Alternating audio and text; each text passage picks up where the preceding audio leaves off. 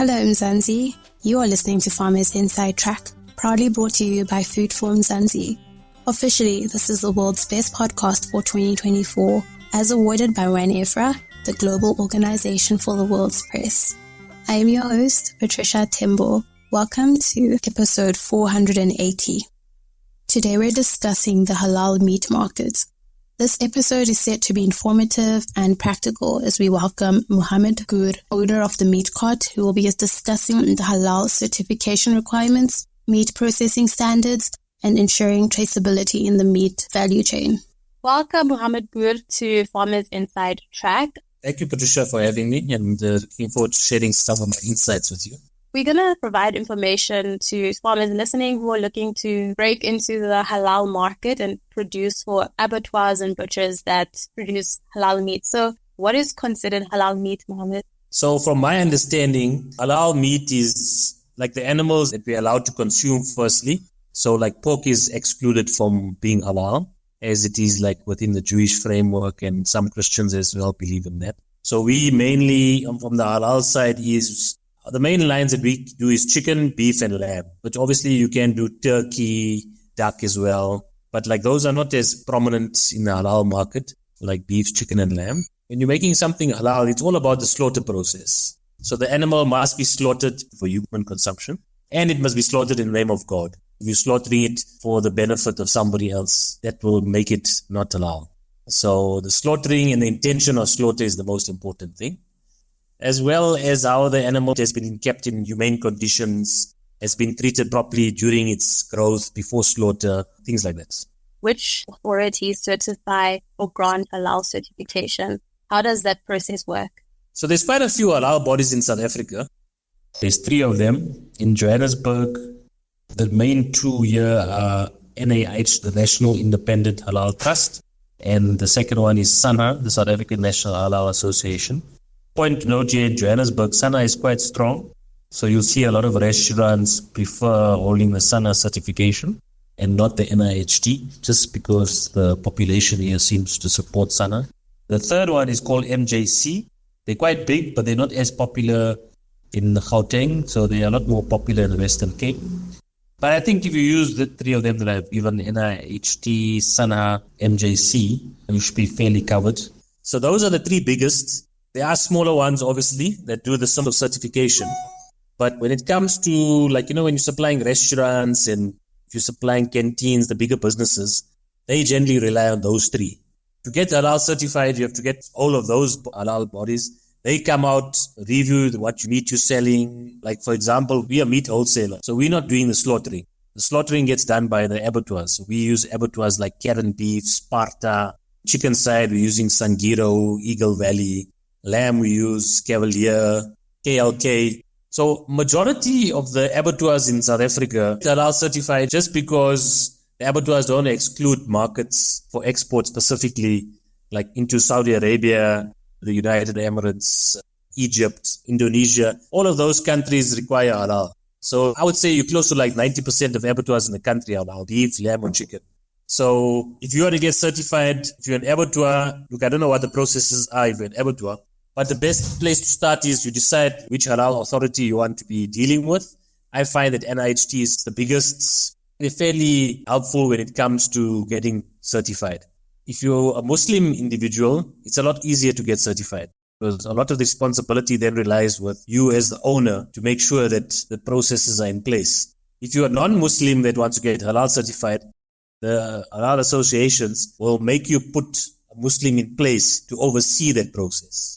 It's a bit more onerous to get halal certified as a non-Muslim, but in the same breath, there's no Muslim-owned abattoirs in the country. So they're all non-Muslim.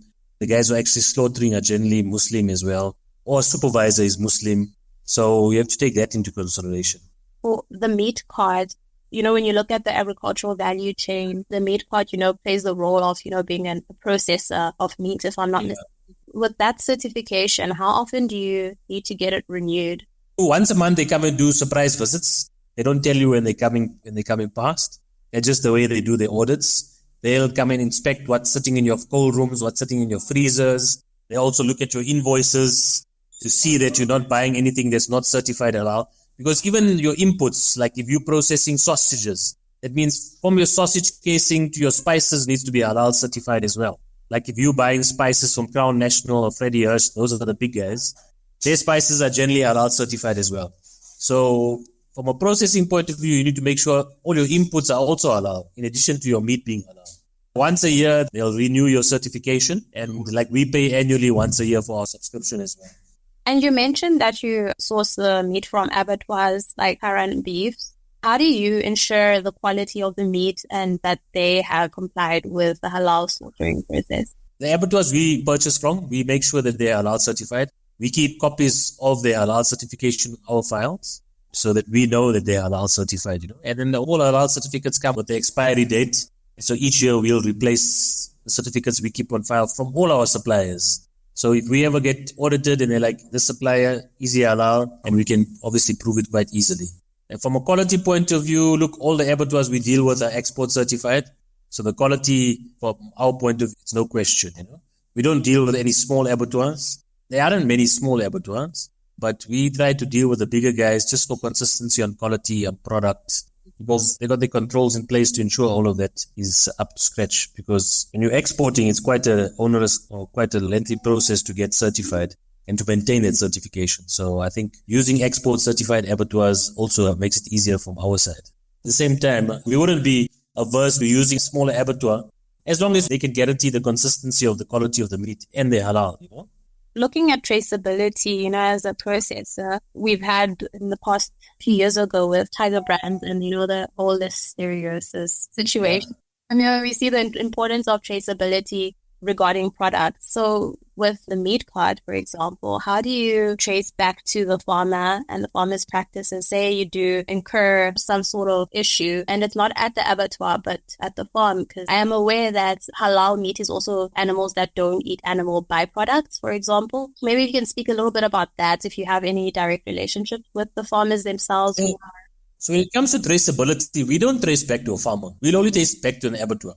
Because we purchase from the abattoir, the stock comes in on batch numbers. So we know exactly what products we're getting. When the deliveries come, we'll have a list of each box that is being delivered to us for traceability.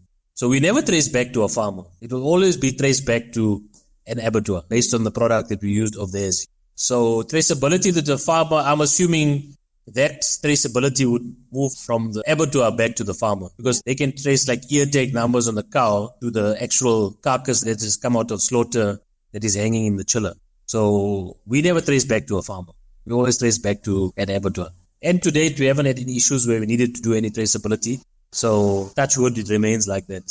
And look, when we talk about the Tiger Brands incident, the listeriosis there, it boils down to pork product. And being they're halal and we don't deal with pork, I think we also shielded a bit better because like pork products are generally more riskier than beef and lamb. Chicken, I think, is also as risky, but batch numbers on boxes that we get in, it's quite easy to trace back. We'll tell our clients if they're buying, a restaurant is buying, just say 5 boxes of chicken fillet.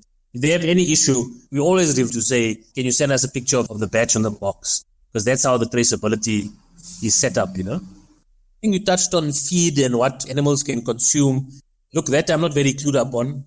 That's why I would suggest if you want to take this a bit further, is maybe to check to one of the halal authorities, maybe NIHT. They can give a lot more guidance on how they actually go about certifying a place. I'm on the opposite side, right? I get certified. I'm not the one issuing the certification. So for the nitty-gritty, that I would suggest that continue on to the same halal podcast is to speak with one of those representatives. Thank you so much to Muhammad Ghoor, founder of the Meatcart. For more information on this topic, please visit www.foodforumzansi.co.za. And that brings us to the end of this episode. Remember to subscribe to our podcast on your favorite platform. From me, Patricia Atembo, our technical producer, Megan van der Vent, and the rest of #Team Food Forum Zanzi. Thank you for listening.